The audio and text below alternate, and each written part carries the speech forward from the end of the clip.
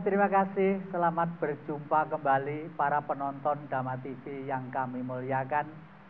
Sebagaimana sebelum ruang kiprah jati ini berbincang-bincang dan sambung rasa dengan Anda semuanya, kita pujikan syukur kepada Sang Maha Hidup yang telah memberi kehidupan kepada seluruh ciptaannya, baik yang kelihatan ataupun yang tidak kelihatan. Dan apalagi kepada para leluhur yang telah mewarisi kita. Bumi yang indah, bumi yang segar, bumi yang melimpah ruah akan kebutuhan kehidupan ini. Semoga kami semuanya yang ada di sini bisa meneruskan cita-cita yang mulia demi jayanya Nusantara. Para penonton Dhamma TV yang kami muliakan, pasti kenal ruang ini, wangon, pedepokan wangon, nyawang lan angon, melihat dan menggembala. Tetapi akhir-akhir ini banyak yang usul dirubah menjadi Puri, Puri Agung Singhasari. Jadi pintu gerbang Nusantara. Kenapa? Karena kita harus terus-menerus menggali dan menggali budaya leluhur yang memang selalu berkibar dari lereng Gunung Arjuna, yang kita semuanya ini memang berada di lembah lereng Arjuna sebelah timur. Dan ini adalah orang sering menamakan pedepokannya Jatikusumo. Kalau pedepokan itu biasanya ada wikunya ya, wiku itu guru, padahal saya bukan guru, saya nggak punya ilmu. Justru saya mengharapkan para tamu-tamu bisa berbincang-bincang ke sini dan saya menyerap apapun pengetahuannya dan apapun ilmunya. Para penonton Dhamma TV yang kami muliakan, saya termasuk orang yang sangat bergembira sekali sebagai bangsa Indonesia karena sudah mempunyai aturan main hidup yang dinamakan Pancasila. Negara kita itu adalah negara Pancasila. Dan manusia di muka jagat ini sudah ditata, diteliti, dilihat oleh suatu perserikatan kemanusiaan, United Nations ya. Jadi perserikatan bangsa-bangsa yang berpusat di New York.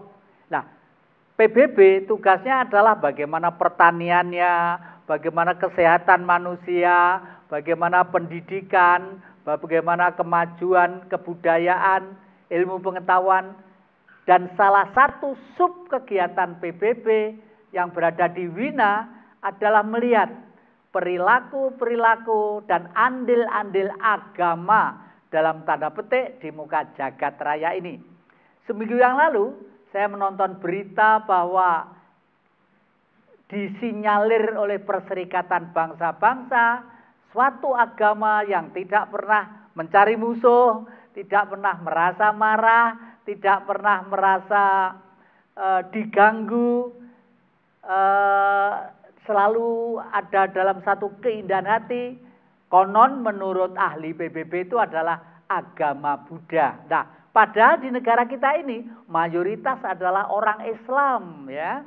Yang kedua baru orang Nasrani, setelah itu baru Hindu, Buddha paling sedikit. Tetapi di negara Pancasila, meskipun sedikit, kita tetap memberi tempat yang layak dan wajar. Sebagaimana Majapahit mendirikan suatu negara 300 tahun lamanya. Nah, para penonton Dhamma TV yang kami muliakan, akhir-akhir ini kita sangat gelisah, orang tua-tua yang sepuh-sepuh ini, karena berita selalu mengabarkan bahwa kenakalan anak-anak, baik yang masih tataran kelas sekolah dasar, sekolah menengah pertama sampai menjelang ke menengah atas, itu semakin lama volumenya semakin tak terkendali dan semakin besar. Pasti ada sebabnya. Oleh karena itu sebelum ke situ, biar memperkenalkan satu persatu, kita mulai dari sebelah kiri sana. Itu adalah kalau saya panggil Mas Pram, nama lengkapnya siapa monggo? Terima kasih. Selamat berjumpa, saya Dian Basuki Pramono. Mungkin di sini saya adalah termasuk anak didiknya Pak Jati yang paling lama mungkin ya, karena saya mulai dari mengenal budaya sudah derek Pak Jati dalam ngangsu kawruh budaya. Gitu mungkin. Terima kasih. Selanjutnya ini meskipun beberapa minggu kita harapkan untuk bisa, mau tidak mau harus hadir. Assalamualaikum warahmatullahi wabarakatuh. Selamat malam pemirsa. Saya Muhammad Akhyadi, Ketua Umum Forum Masyarakat Anti Narkoba. Maturun. Terima kasih. Selamat malam, saya Rinda dari komunitas wisata pecinta lingkungan atau wisata alam. Saya sendiri tahun 86 sampai 88 murid narinya Pak Jati. Terima kasih. Rahayu, Indarwanto ini adalah salah satu murid paling muda ketika itu. Kenapa muda? Karena saya sejak SD kelas 70-an itu ya sudah menjadi murid dari Mbah Gondo TVL Malang. Nah itu gitu. Monggo Ki katuran Ki. Terima kasih para penonton. Ki Indarwanto itu ya murid ya guru, karena saya pada waktu pengen memiliki pengetahuan politik harus sekolah di akademinya Ki Indarwanto ini ya. Oleh karena itu saya sebenarnya rajin sekolah, tapi tidak untuk menjadi guru, maaf ya, karena pengen mengetahui ilmu itu, karena hidup ini hanya diatur oleh dari wacana politik, wacana ekonomi, dan wacana seni, hanya diatur dari situ aja. Apapun cita-citanya manusia, entoh ini adalah romantika pada waktu kita hidup, dan nanti kalau sudah nun jauh di alam sana, di alam yang lain, entoh kita tidak membawa apa-apa. Gajah mati meninggalkan gading, harimau mati meninggalkan belang.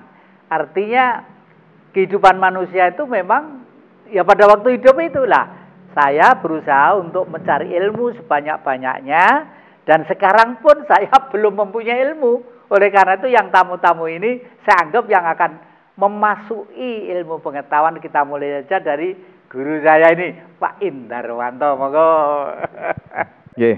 Pemirsa Dhamma TV, saat ini kita mencoba untuk mengambil tema Dwijawara Nuswantara. Jadi pendidikan dan pengajaran di bumi persada Nusantara ini. Nah, karena berbicara pendidikan pengajaran, maka di sini ada pendidikan informal ya di rumah kita masing-masing. Kemudian pendidikan non formal di tengah masyarakat bangsa kita, dan pendidikan formal yang ada di institusi atau lembaga-lembaga pendidikan, baik yang berwajah budaya, berwajah pesantren, kemudian berwajah kegerejaan, vihara, dan seterusnya, semua ada lembaga-lembaga pendidikannya. Nah, untuk memulainya, nah ini sudah lama katanya Ki Jati, saya tidak bersair. Nah, ini sairnya juga sama seperti temanya, yakni ya adalah Dwijawara Nuswantara.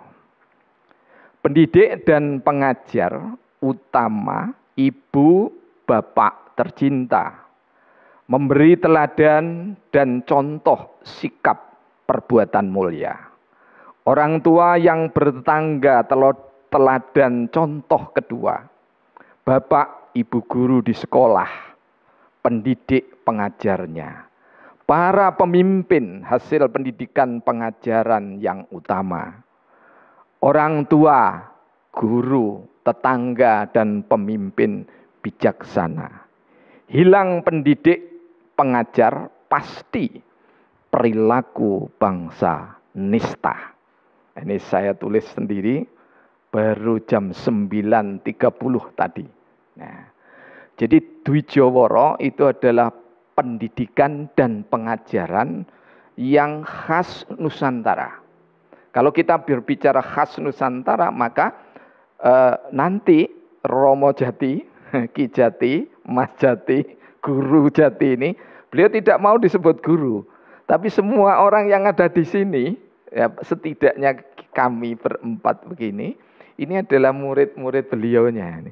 Ada Bu Rinda, murid tari, kemudian budayanya adalah apa itu Mas Dian Pramana, bukan penyanyi ini ya, oh bukan ya. Kemudian saya sendiri dan Aba Muhammad Ahyadi ini. Nah, kita akan melihat karena apa? Beliau ada di zaman-zaman yang tidak dilalui oleh anak-anak kita. Jadi kalau tadi dibuka dengan kenakalan anak-anak, maka apakah karena saya tadi membuat frame, Dwijawara itu dimulai dari guru. Dan guru itu pelajaran atau pendidik terbaik dan pengajar terbaik mulai di rumah, di tetangga, sampai di sekolah. Nah ini saya justru pada Ki Jati yang tidak mau disebut guru ini. Padahal beliau ini adalah salah satu guru besar yang diakui oleh Dewan Raja-Raja Nuswantara. Nah ini salah satu kelebihan beliau ini adalah tidak pernah nonjol-nonjol begitu. Nah ini kami minta Ki Jati supaya terutama generasi kita dan Bapak Ibu guru yang masih muda-muda ini mendapat pencerahan kembali Ki. Sebenarnya dasar pendidikan dan pengajaran Nusantara itu kata Sundi lah, monggo Ki Jati. Turun. Jadi malah saya ini yang ngomong ya. Ya terima kasih Mas Hendar ya. Jadi memang akhir-akhir ini kalau kita tinjau kondisi yang ada, itu apapun kerasnya manusia meyakini diri dan ilmu pengetahuannya, apapun kehebatan manusia yang mengaku bahwa dia yang mempunyai ilmu pengetahuan yang paling hebat, entah semua itu harus diukur dari himpunan manusia-manusia itu. Itu kan membuktikan bahwa himpunan manusia yang ada di negeri ini itu tidak berfungsi sebagaimana pemilik negara yang memperkuat negara yang namanya Indonesia. Nah ini Ki, begini, himpunan tadi supaya punya fungsi yang optimal, nah itu Ki. Ini kan mesti ada dasarnya toh Ki. Nah dasar dari pendidikan pengajaran oleh kakek moyang kita itu konkretnya seperti apa Ki? Nah ini karena penguasa juga harus dididik Ki. Nah, monggo Ki. Justru ini malah yang menyimpang jauh itu penguasa, ya. Makanya sekarang ini saya tidak tertarik dengan hiruk pikuk pencalonan di samping umurnya sudah out of date. Umurnya itu tidak pencalonan. Oh ini bukan, ini jenengan itu bukan off audit ya, yang selalu pernah muda. Nah itu enggak. Kalau dulu tuh simpel kok Ki, dengan kita tekun terhadap kearifan lokal, ya kearifan lokal itu pasti tidak pernah lepas dengan apa yang namanya alam. Karena leluhur kita itu sangat menyadari bahwa alam itu sebenarnya adalah pemberian yang real dari Allah. Kalau bahasa orang Islam, dari Allah. Kalau bahasa orang Nasrani, dari Gusti ingkang akarya jagat.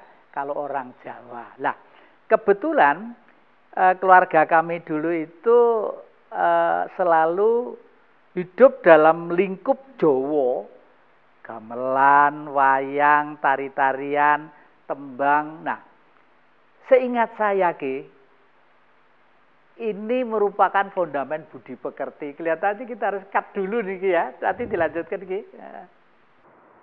Ya para penonton Dhamma TV yang kami muliakan, pada waktu Ki Endar tadi itu pengen mengetahui cara mendidik zaman dulu ya Ki ya. Ya memang pendidikan itu dibagi 3. Keluarga, formal, lalu masyarakat ya. Dari keluarga itu dulu simpel banget. Di samping lingkungan juga ikut menentukan. Misalnya pada waktu itu misalnya di sini itu ada desa namanya Desa Biru. Kenapa dinamakan Desa Biru? Karena berapa puluh meter dari tempat ini ada sendang, namanya Sendang Biru. Sendang Biru karena kadang-kadang airnya itu keluar biru gitu. Dan dulu para raja-raja sering ke sini, baik dari Jogja, dari Solo, bahkan sekarang dengan tambah terkenalnya Sumber Nagan ya, yang kami lola sejak tahun 87, yang airnya itu debitnya besar sekali. Itu banyak orang mandi di sana. Lah, sebenarnya air dimanapun sama, tetapi ada satu faktor alam yang ikut mempengaruhi keberadaan air itu ya. Misalnya kenapa orang mesti ke Jolotundo, misalnya kenapa orang mesti ke Polaman, misalnya kenapa di Sendang Biru dan lain sebagainya. Nah pasti leluhur-leluhur kita itu ada sebabnya seperti itu ya. Lalu pengalaman waktu kecil dengan kearifan lokal itu sering diadakan, yang sekarang desa-desa juga sering mengadakan, yang dinamakan barian atau bersih desa atau kirim doa leluhur itulah. Inilah awal ditanamkan kepada anak-anak kita sehingga nanti kalau dewasa sadar bahwa dirinya itu tidak bisa hidup memenuhi kebutuhannya tanpa memelihara bumi itu dengan baik lah. Kelihatannya begitu dulu itu ya. Jadi diawali dari keluarga dan lingkungan itu. Lingkungan, nah, ini biar gayung bersambut ya. Nah ini di sini Bu Rinda. Nanti coba Bu Rinda memberikan penjelasan bahwa pendidikan yang disampaikan Ki Jati awalnya dimulai dari rumah tangga, kemudian untuk mencintai lingkungan salah satunya kalau sudah bicara selamatan itu Ki, bersih desa itu ben selamat. Nah kalau begitu supaya generasi muda selamat. Nah ini seperti apa ini?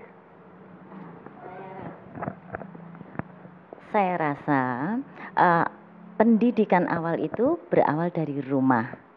Teladan, saya rasa bukannya mau mengecilkan bapak-bapak, tetapi anak ini lebih banyak dengan ibu. Maka dari itu, selayaknya sebagai ibu memberikan pendidikan, memberikan teladan, bahwa mencintai lingkungan mungkin seperti berawal dari nanam bunga di pot atau seperti apa, itu saya rasa edukasi yang bisa memberikan pendidikan kepada anak bahwa tumbuhan itu penting. Mungkin hanya bunga di awalnya, lalu mungkin pohon apa begitu, dari rumah keluar ke lingkungan sekitar, mencintai lingkungan sekitar, seperti tidak membuang sampah mungkin contohnya. Tetapi kita tidak bisa memberikan pendidikan kepada anak kalau kita tidak memberikan teladan. Kita bilang tidak boleh buang sampah, tapi kita sendiri seenaknya, karena memang pendidikan formal itu penting seperti sekolah. Cuman kalau pendidikan, teladan, etika kepada alam, kepada lingkungan tidak diberikan, maka saya rasa generasi muda nanti seenaknya aja. Seperti contoh sekarang sudah banyak anak-anak kecil coret-coret di dinding-dinding rumah. Lalu pohon-pohon besar mereka ukir-ukir katanya biar bagus ngoten. Tapi itu suatu bentuk tidak mencintai alam ngoten. Sekarang seperti anak kecil sekarang sudah jarang ditemui bisa main di sawah, lalu mancing welut seperti dulu saya masih bisa, sekarang tidak ada. Jadi saya rasa untuk ibu-ibu, untuk bunda-bunda bisa memberikan teladan kepada anak-anak bahwa seperti yang Ki Jati bilang tadi, alam adalah pemberian yang real dari Allah. Hendaknya dijaga agar generasi muda untuk generasi selanjutnya itu bisa selamat. Ngoten. Oke, terima kasih Bu Rinda gitu nggih. Nah, basic atau dasar pendidikan edukasi itu kita peroleh dari Ki Jati, kemudian ada pengejawantahan secara konkret tadi dari Bu Rinda. Nah, kemudian hingar-bingar Ki ya, yang sekarang ini adalah bahwa tidak saja Indonesia yang bernama Jakarta atau Surabaya, Medan dan seterusnya, tetapi Indonesia yang bernama Kota Malang atau Malang Raya. Ini semua orang tua sudah dihantui oleh yang namanya penjajahan dalam bentuk narkoba. Nah, sebelum nanti dari budaya ini memberikan pencerahan, nah ini ada tokoh kita Bapak Haji Muhammad Ahyadi ini ya, yang tidak pernah jenuh untuk mengingatkan, mendidik, meneladani, bahkan di hotel di Jalan Dr. Sutomo, nggih, betulnya. Itu salah satu markas untuk berzikir halakoh atau istighosa, mencegah menebar narkoba di kota pendidikan tercinta. Nah, ini monggo apa untuk memberikan pencerahan bahwasanya pendidikan dan pengajaran yang mulai dari rumah sampai di masyarakat, nah ini supaya lebih efektif untuk menangkal narkoba. Monggo, Pak. Matur nuwun nggih, sugeng dalu pemirsa dan Ki Jati yang saya hormati, Bu Rinda dan semua narasumber. Kami dari Forum Masyarakat Anti Narkoba, saya ingin menyampaikan, membeberkan fakta tahun 2017 yang berkaitan dengan narkoba. Bahwa Kota Malang yang kita cintai dengan programnya Kota Malang Bermartabat ini, ternyata ungkap kasus di Kota Malang cukup tinggi, yaitu sejumlah 267 kasus dengan jumlah tersangka 313 orang. Ini jumlahnya meningkat tajam jika dibandingkan pada tahun 2016 yang hanya 193 kasus. Jadi tahun 2017 ini sudah menjadi 267 kasus, 313 tersangka. Sedangkan mayoritas yang digunakan itu ada 3 besar. Yang pertama itu adalah pil double L. Pil double L, kemudian ganja, nomor 3-nya baru sabu-sabu. Nah, ini kita juga harus prihatin karena barang bukti yang disita kurang lebih ada 300.000 butir lebih. Nah, ini ada satu memprihatinkan bahwa narkoba ini adalah fenomena gunung es. Kalau di ujungnya yang kelihatan aja sudah 267, berapa yang tidak nampak, yang belum terungkap? Ini harus menjadi perhatian dan kita semua. Dan pelaku, ini memprihatinkan ini. Pelaku usia 16 sampai 19 itu sejumlah 28 orang. Kemudian usia 20 sampai 24 itu ada 96 orang. 25 sampai 29 tahun kategori dewasa ada 63. Ini luar biasa.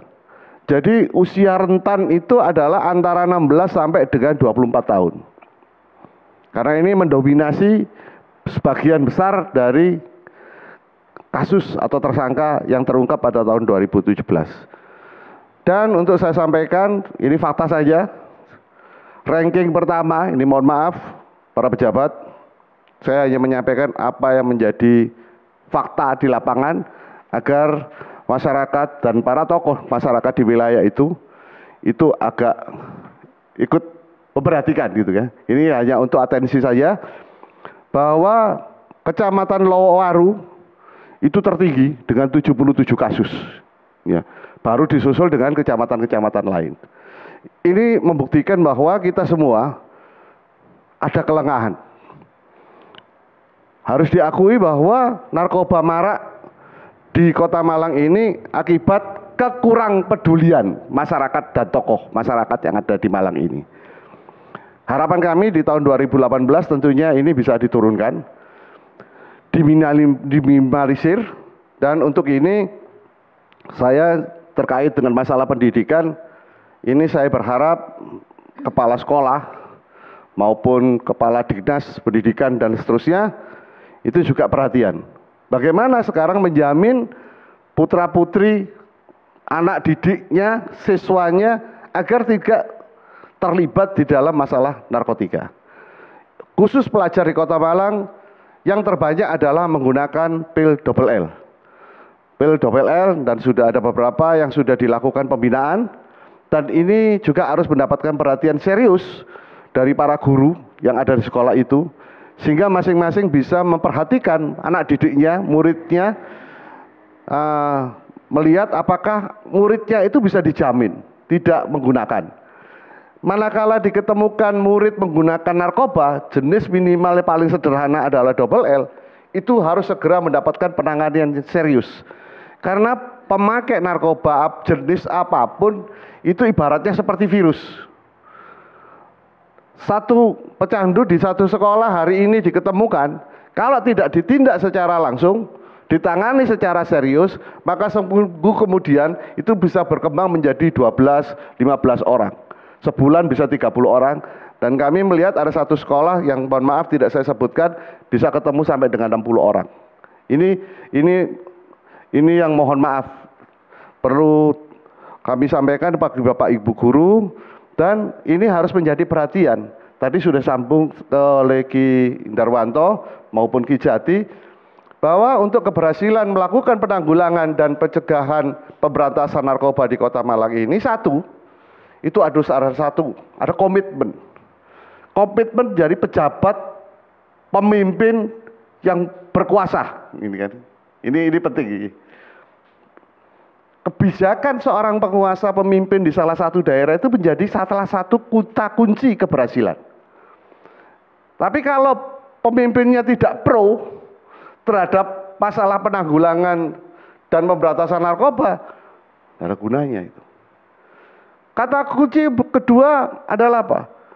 Pejabat, para tokoh masyarakat, pemimpin di tingkat masyarakat, tokoh-tokoh apapun harus tahu tentang apa itu, tentang bahaya narkoba. Maaf Mas, ini Mas ini kan mau pemilihan calon-calon tokoh ya. Saya kok tidak pernah mendengar orasi atau janji-janji tokoh untuk memberantas ini. Itu apa karena mereka itu nggak punya ilmunya, apa nggak tahu permasalahannya, apa ya nanti aja dilanjutkan ya. Nanti aja dilanjutkan. Jadi memang perlu dikorek gitu ya. Ya, nanti ini saya lanjutkan sedikit. Jadi keberhasilan penanggulangan pemberantasan narkoba itu satu, kata kuncinya itu kepedulian pemimpin, kebijakan pemimpin, kemudian didukung oleh tokoh-tokoh masyarakat dan peran masyarakat itu sendiri. Nah, untuk sebab itu masyarakat dan tokoh masyarakat ini harus tahu tentang ilmu narkoba. Saya kira itu sementara. Para penonton dan hadirin yang kami muliakan, perkenankanlah saya akan mencoba mengkayalkan kepada Anda dampak apa kalau sudah salah satu keluarga akan terjerat oleh narkobaisme tadi itu. Waduh, karuan ya, maaf ya bahasa Jawa Timur. Karuan segel dangdut ndang dipendem gendang wis. Keluarga sak susah-susahnya paling 40 hari ya. Tetapi kalau sudah salah satu keluarga ada yang terjebak di situ, Pak Dene melok, Bu Dene melok, dulur-dulure melok, mbahe melok ikut apa? Ikut susah. Karena apa? Mati gak mati, urip gak urip, ya toh? Betul itu. Dan nanti kalau udah ngatang-ngatang itu repot, karena memang yang diserang itu bukan langsung jantung tek dibedot grek lalu mate, enggak. Yang diserang tuh urat saraf kita, ambekan masih ada, napas masih ada, peredaran darah masih ada, tapi konsumsi tubuhnya yang disetir oleh otak itu pengen merasakan kenikmatan yang tiada batas. Nah, kenikmatan tiada batas itu adalah kayalan daya angan-angan, belum sampai ke otak. Lah manusia kalau udah dirampok angan-angannya, udah hancur. Kesimpulan secara keseluruhan, monggo sami evaluasi, melihat kita, apakah yang kita ceramahkan selama ini benar, apakah yang kita pidatokan selama ini benar, apakah niat kita untuk memimpin suatu negara, suatu provinsi, suatu kota atau kabupaten benar.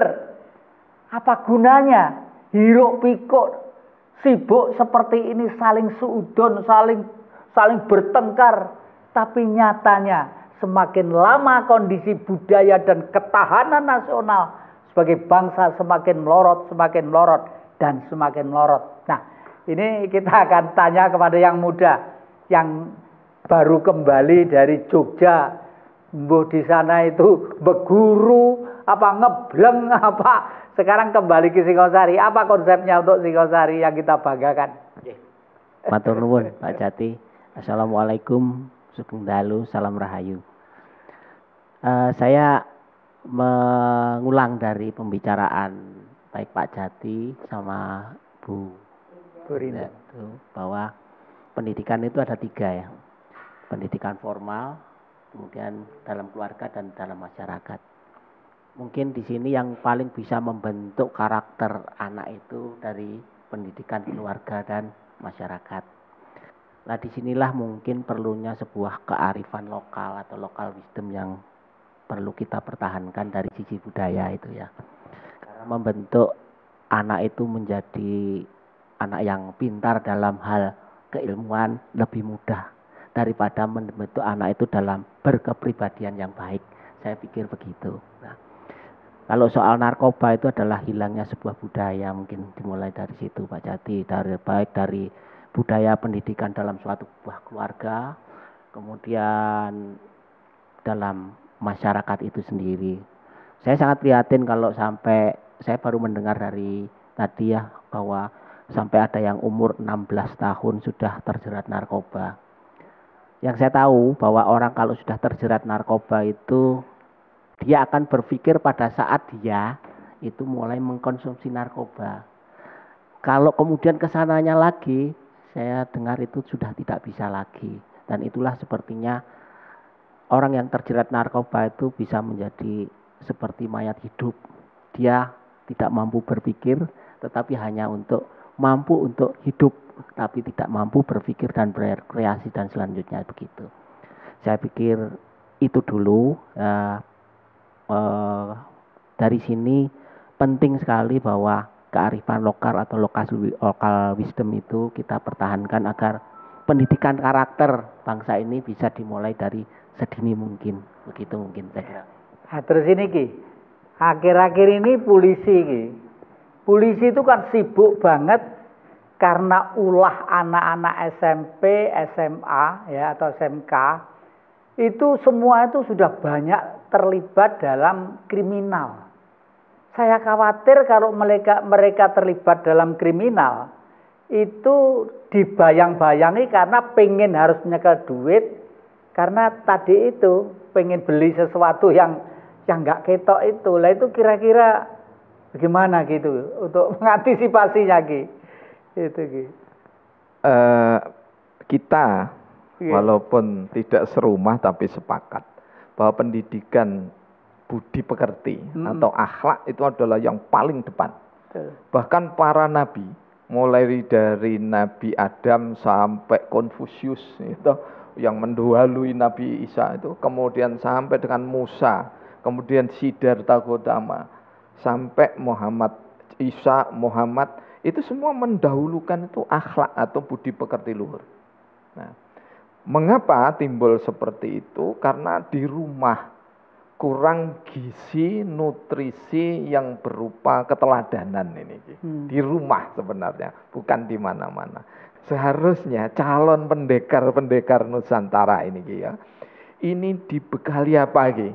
Supaya anak-anak kita, terutama anak-anak yang usianya sak burindang ini Ki, anak Indarwanto, terus anak siapa itu Pramono, nah ini kawani aku nyebut anak, tapi ya anak juga ini, ya itu.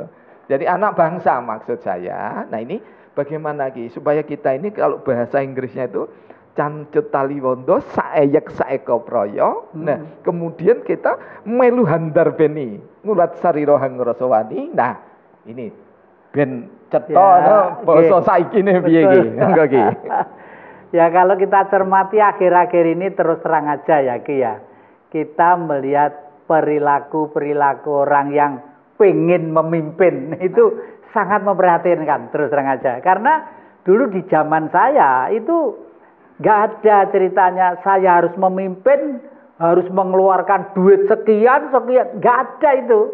Jadi betul-betul kristalisasi dan digodok oleh lingkungan yang terbaik itu diusulkan salah satu gerbongnya. Ya, ini loh saya punya si A, kelakuannya baik, orangnya nggak punya ijazah nggak apa-apa, tapi yang penting pikirannya cerdas, jujur dan kreatif, kan itu artinya cerdas itu otaknya inisiatif untuk mengantisipasi, untuk menghadapi perdebatan itu bisa ya. Lalu inisiatif itu memang calon pemimpin ya, calon megang suatu negara, entah itu di MPR, entah itu DPR, entah itu di eksekutif, presiden atau RT atau RW atau gubernur. Itu kan harus punya inisiatif. Inisiatifnya apa?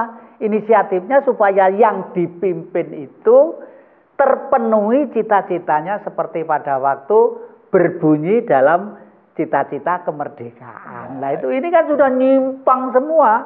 Jadi mau ikut tuh malu itu loh, hati itu malu itu loh Ki. Tapi karena gini nih Ki, ya karena ada yang namanya mabuk. Nah, itu kalau dalam kristalnya wahyu itu kan jangan mendekati tempat ibadahku kalau kamu mabuk. Nah sekarang itu ya kita juga tidak boleh menutup mata yang katanya 60 kurang lebih usia-usia 40 ke atas sampai 60 itu rata-rata kan juga pejabat toh Bah. Nah ini artinya apa? Orang mabuk itu Ki, tidak saja mabuk dengan double L. Tapi juga mabuk jabatan. Tapi kita juga harus ingat bahwa pemabuk ini memang juga mabuknya dari narkoba juga. Nah, kemudian menjadi istri pejabat, menjadi pejabat itu sendiri. Nah, ini gini. Nah, ini mohon maaf.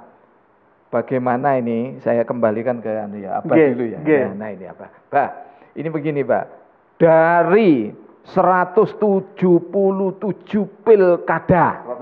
171 pilkada. 7 mungkin awake dhewe iki. Terus pesertanya itu ada 566 pasang. Ini kabeh kepingin dadi pimpinan. Kabeh pol wis. Tak dongakno kabeh dadi. Dadi anak bangsa itu yang paling penting itu. Jadi anak bangsa. Ini apa ada toh? Bah, yang programnya itu salah satunya itu ben anak muda gak mendem dengan narkoba. Coba Pak, ada enggak Pak? Sekaligus dengan kritisannya Pak.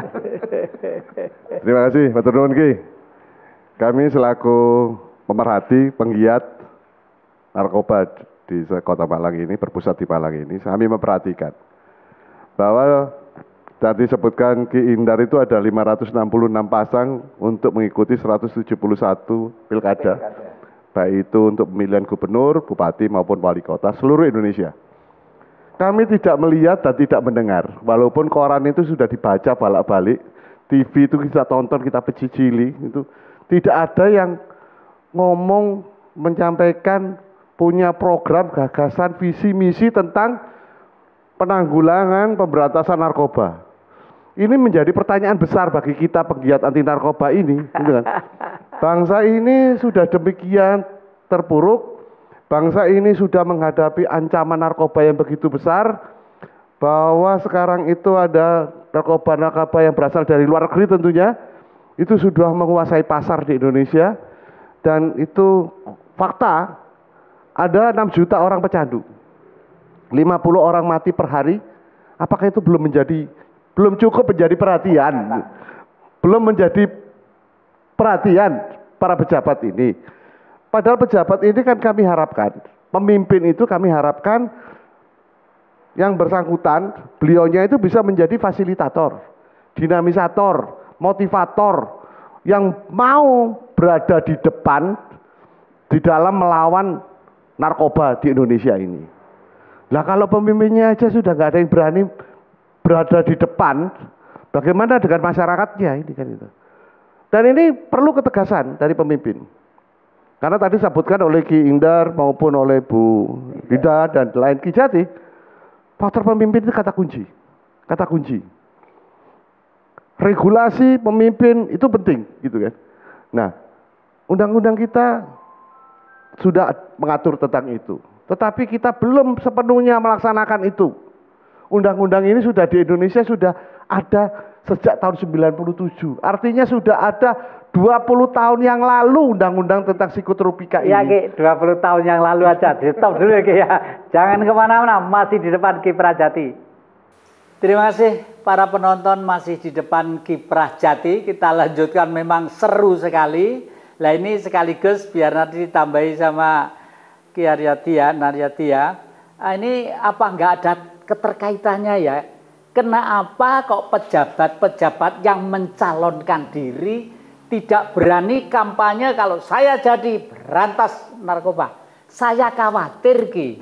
Khawatir kalau sebenarnya diem-diem juga ikut terlibat loh, maaf loh. Ini psikologi politik loh ya. Lah itu loh Ki, malah kekhawatirannya bodoh toh. Nah itu, karena kenapa? Loh ojo-ojo deh kok ya malah ya ndak bukan pemakai, yang jelas itu bukan. Kan sudah pakai toh. Paling depan sponsori lah. Lah itu.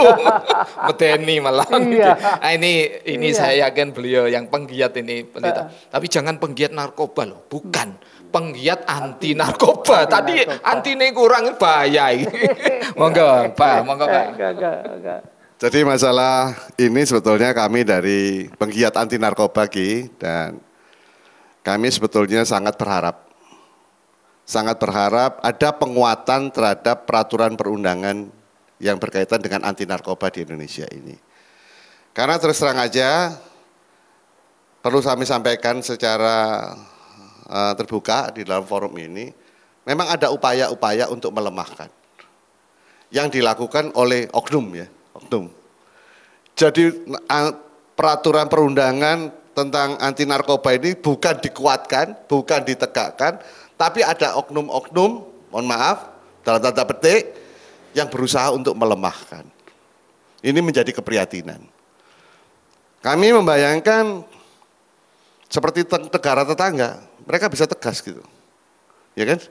Ini kan bisa tegas. Tetangga kita bisa tegas untuk melakukan.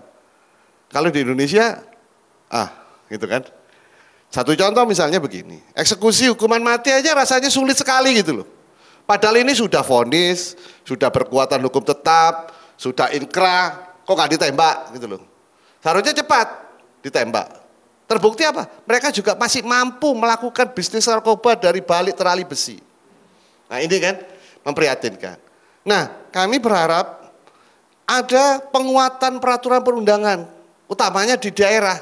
Itu perlu ada peraturan daerah. Ini undang-undang sudah ada, peraturan menteri dalam negerinya ada, peraturan daerah provinsinya sudah ada, Kota Malang masih belum punya perda.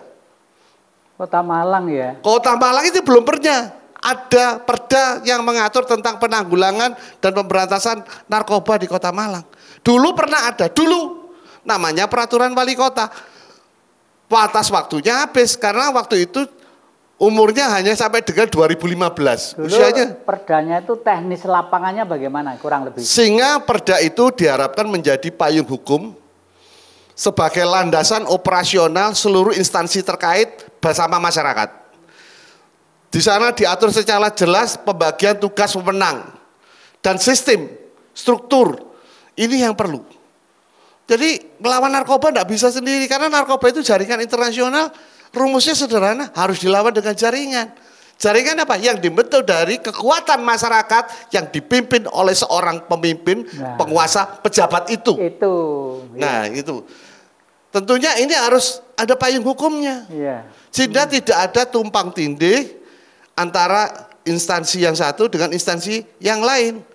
Dan tidak saling lempar tanggung jawab. Ini tanggung jawabnya siapa ini gitu. Ini tanggung jawab siapa? Nanti si A, si B, si C. Nah ini nggak ketemu. Akhirnya hanya rame untuk berdebat. polisi sendiri secara perdata dan pidana tidak akan menjadi cek kalau nggak ada A1 istilahnya kan itu ya. Sehingga ini perlu kerjasama pemimpin, tokoh masyarakat, semua. Dalam hal ini kalau kaitannya dengan masalah pendidikan, ya tentunya kepala sekolah, para guru, para pejabat di lingkungan dinas pendidikan itu harus mau tahu. Bukan hanya seperti apa yang disampaikan Ki Indarwanto, pokoknya pinter tapi koplak ya, pinter terus pakai narkoba itu terus apa gunanya gitu kan? Justru malah bahaya. Dia pinter, dia pecandu narkoba, bayangkan itu ke depannya jadi apa? Ya itu akan menjadi pejabat narkoba gitu kan? Nanti pengusaha narkoba. Nah ini kan, di masyarakat rumusnya seperti domino. Manakala pelaku tindak pidana narkotika naik, efeknya pasti keamanan, ketertiban masyarakat pasti terganggu. Kenapa? Karena meningkatnya kriminalitas. Itu Kota Malang termasuk tidak aman. Sudah dilansir oleh pihak kepolisian 2 hari sekali 1 motor hilang. Lah kalau setahun minimal 180 motor hilang gitu kan. Ya ini kan berarti itu yang hilang motornya, belum helmnya gitu kan. Itu kan ya. Ini helmnya belum yang dihitung gitu ya. Terus ini baru motor. Ke Burinda coba ya. Monggo. Dari Abah bilang masalah helm. 2 hari yang lalu helm anak-anak saya hilang, Pak. Oh gitu ya. Ditinggal makan, ya mungkin salah satu dari pemakai itu nggih mungkin itu dampaknya mungkin gitu. Terus ini Bu, Mbak Rinda berkaitan dengan gelombang semakin naik tadi itu sebagai ibu rumah tangga kira-kira apa yang diharapkan? Saya sendiri juga kaget melihat catatan yang ada. Umur 16 loh Bunda, 16 sampai 24 yang remaja. Nah kebetulan anak saya sendiri di usia-usia itu. 3 orang putra di usia-usia itu. Saya rasa kita sebagai bunda, sebagai ibu harus lebih mendidik ya Pak ya jadinya ya. Makin ya kalau dibilang tugasnya ibu berat sudah sewajarnya jadi ibu kalau kepingin anak-anak muda kedepannya selamat Pak. Selain mencintai lingkungan Bunda, saya rasa kita sebagai ibu harus lebih menekankan, dan ibu sendiri harus juga banyak belajar, mungkin membaca atau apa tentang narkoba ya Pak ya, karena jujur saya kaget Pak, kok di Malang sampai separah itu. Mungkin buat guru-guru yang pendidik-pendidik yang wanita mungkin bisa lebih melihat anak didiknya di sekolah. Kita sebagai ibu di rumah lebih menanamkan mungkin keimanan, supaya jangan sampai anak-anak kita terjerumus, karena seperti kata Ki Jati, pasti ketika salah satu anak kita terjerumus, kita sebagai ibu sangat-sangat sedih. Sekarang kelihatannya maaf ini kalau saya agak vulgar mohon maaf ya. Kalau sampai negeri ini semakin tahun semakin seperti itu yang diceritakan tadi itu, berarti selama ini siar apapun agamanya, apapun motivasinya, apapun bahasanya kok gagal toh Ki ya. Bagaimana ini begini ya, secara sosiologis ajaan di jalan kebaikan itu adalah satu proses. Kalau hari ini kita sebut gagal, 2017 mungkin adalah sebagian besar gagal. Karena apa? Angka narkoba aja, jangan bicara yang lain. Belum lagi lebih dari 457, kalau saya tidak salah catat itu ya. Itu eksekutif di pemerintah daerah kabupaten kota itu terkena masalah yang berkaitan dengan KPK. Nah ini, kalau kami melihat sebagai salah satu praktisi di bidang kerohanian ya Ki, bahwa begini, ketidakberhasilan itu kenapa? Karena yang kita pakai itu tidak mengindahkan tata cara zaman-zaman sepuh dulu. Mengapa? Kalau dulu justru orang yang masih belum kenal masjid, belum kenal gereja, belum kenal vihara, belum kenal kelenteng, itu didatangi untuk dikenalkan ajaran-ajaran kearifan. Nah sekarang tidak. Orang itu dianggap hebat kalau sudah maaf. Kalau sudah pengajian didatangi oleh 50.000 orang. Wah, kemudian istighosah didatangi 40.000 orang. Di gereja dipenuhi, bahkan rata-rata gereja kita di Malang ini. Itu kalau sudah Natal pasti ada bangunan tambahan yang disebut terop. Demikian juga vihara dan seterusnya, kelenteng dan seterusnya. Nah itu berduyun-duyun. Ini mengapa tidak berhasil kalau Ki Jati menyebutnya? Karena yang dididik itu orang yang sudah ngerti. Sehingga tidak meluas. Nah, kemudian lebih dari itu kelemahan pokoknya pendidikan atau ajaan di jalan keagamaan atau spiritualitas itu lebih mengarah pada formalisme. Mohon maaf ya. Formalisme itu artinya adalah sing penting itu pakaiane, tapi bukan hatinya itu loh. Ya pemirsa, bukan hatinya. Padahal yang dididik terlebih dulu itu harusnya hati nuraninya. Nah itu yang sumramba nanti akan mewarnai hormon endorfin yang ada di kepala kita, di mana endorfin itu orang akan berbahagia jika ada di lingkungan orang-orang yang religius atau beragama. Nah sekarang cuitan di Twitter, Facebook maupun Instagram yang banyak justru, mohon maaf, tokoh-tokoh dalam tanda petik itu menyuarakan kebencian-kebencian antar umat beragama. Ini yang paling banyak. Apalagi kalau sudah pilkada begini, wah ini ditengarai, wah ini punya bel, yang ini punya wel dan seterusnya. Tapi yang narkobais belum, Pak. Itu. Ya, para penonton Dhamma TV yang kami muliakan, memang kita tidak akan berhenti untuk cerita tentang bahaya anak cucu kita nanti. Memang imperialisme seperti minggu yang lalu, bentuknya sudah debu. Bukan sepatu laras, bukan bedil ya, bukan tank, bukan debu. Debu yang akan merusak mental anak generasi ini. Dan kelihatannya Bapak polisi sekarang direpotkan oleh kenakalan-kenakalan anak-anak kelas tingkat SD, SMP, SMA. Artinya anak-anak bangsa ini sudah dalam keadaan yang mengkhawatirkan. Nah, para penonton Dhamma TV yang kami muliakan, terima kasih atas perhatiannya, sumbangsi dan saran-saran, kritik dan saran terus akan kita terima di Dhamma TV dan Ciliwung sana, ya, di Purwantoro. Dengan ini kami ucapkan terima kasih atas perhatiannya. Jangan lupa kita ketemu setiap hari Minggu jam 19 sore dan biasanya diulangi hari Senin jam 4 sore. Kami ucapkan terima kasih, sampai ketemu di lain kesempatan. Terima kasih. Rahayu.